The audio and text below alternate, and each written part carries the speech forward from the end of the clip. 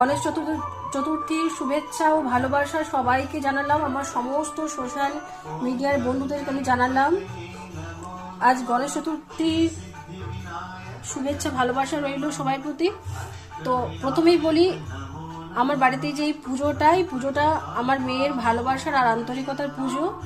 ওর কোনো ভাই দাদা নেই, তো সেই জন্য হচ্ছে ও ছোটবেলা থেকেই এটাকে মানে গনুকে আর গপুকে ওর নিজের ভাই মনে করে, সেই জন্য ওর নিজের ভালোবাসার পুজো।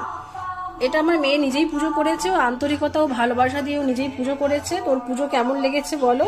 তো পুজোতে যাওয়ার আগে আমি বলি, এই যে পেছনের ব্যাকগ্রাউন্ডটা দেখছো, এই ব্যাকগ্রাউন্ডটা ও পুরোপুরি নিজেই বানিয়েছে, নিজের হাতে করে এই ক্রাফটিংটা করেছে। আমার তো খুব সুন্দর লেগেছে, তোমাদের কেমন লেগেছে অবশ্যই কমেন্ট করে জানাবে। আর ও গণেশ পুজো করলে লক্ষ্মী পুজো করে, তার সাথে গণেশ লক্ষ্মী একসাথেই পুজো করেছে। এগুলো ওর নিতান্ত ভালোবাসার পুজো, আন্তরিকতার পুজো। এতে